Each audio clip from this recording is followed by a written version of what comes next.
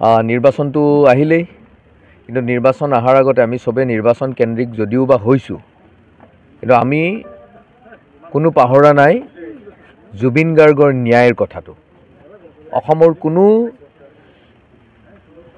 সচেতন সমাজে এই জুবিন গাৰ্গৰ যিটো ন্যায়, জুবিন গাৰ্গৰ যিটো হত্যা, এই বিষয়বস্তুটো ক'তো তল পৰা নাই।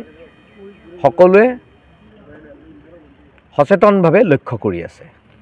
আজি বজালী জিলাৰ বজালী সমষ্টিত এই 15 নং হাতীনাপুৰ মণ্ডলত আজি এই মণ্ডলৰ সভা, আৰু এই মণ্ডলৰ সভাটো আমি জিলাৰ পৰা আমি বিভিন্নজন আহিছোঁ, আৰু জিলাৰ পৰা আহি পেলাই মণ্ডলৰ সভাখন কৰিছোঁ যাতে ভৱিষ্যতে এই এলেকাৰ পৰা বিজেপি যি আগ্ৰাসন, বিভিন্ন ধৰণৰ আগ্ৰাসন, ৰাজনৈতিক শোষণ, এইবিলাকৰ পৰা ৰাইজক পৰিত্ৰাণ পোৱাৰ অৰ্থে, ৰাইজে মাজত সচেতনতাটো বৃদ্ধি কৰাৰ অৰ্থে এইখিনি আমাৰ সভা হৈছে।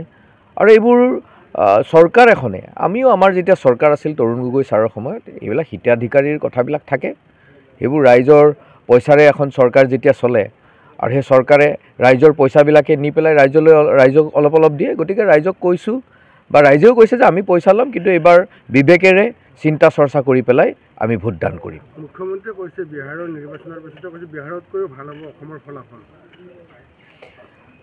মুখ্যমন্ত্ৰীয়ে যি ধৰণে কথা কয়, বিহাৰ আৰু অসম ভৌগোলিকভাৱেই কওক বা আমাৰ গোটেই অসমৰ পৰিচয়টো বা বিহাৰৰ পৰিচয়টো, অসম আৰু বিহাৰ কেতিয়াও এক হ'ব নোৱাৰে।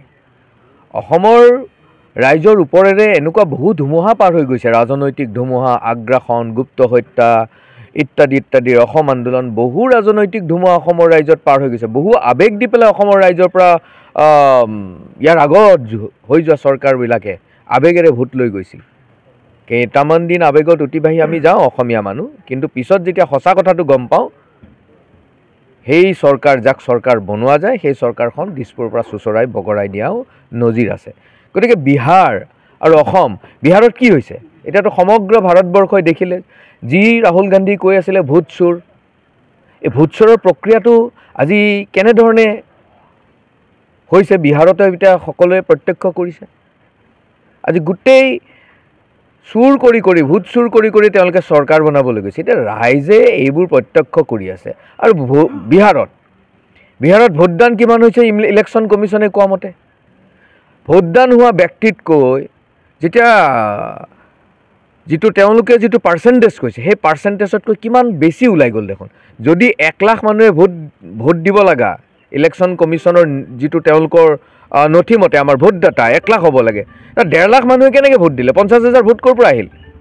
মই বৰ এক্সাম্পল কৈছোঁ। আৰু তেওঁলোকে কৈছে 66% মাত্ৰ ভোটদান হৈছে। আৰু 100 পাৰ হৈ ভোট হৈ গ'ল, তাৰপিছত 66, এইটোতো 100%ৰ ওপৰত ভোটদান হ'ল। এনেকুৱা কেতিয়াবা হৈছে নেকি ভাৰতবৰ্ষত? এইবিলাক ইলেকশ্যন কমিশ্যন হওক, এই বিজেপিৰ দিনতে এইবোৰ হ'বলৈ ধৰিছে। না ভোট না শ্ৰুত কাণ্ডবিলাক বিজেপিৰ দিনত হ'বলৈ ধৰিছে। গণতন্ত্ৰ বুলি একো নোহোৱা হৈছে। গতিকে এই গণতন্ত্ৰত যিহেতু ৰাইজ ৰজা, ৰাইজে সিদ্ধান্ত ল'ব অহা দিনত, আৰু এই সিদ্ধান্তবিলাক ক'ৰবাত নহয় ক'ৰবাত বিজেপিও গম পাই আছে। সেইকাৰণে তেওঁলোকে ভয়ত বিতত হৈ পেলাই এনেকুৱা ধৰণৰ কথাবোৰ কৈছে।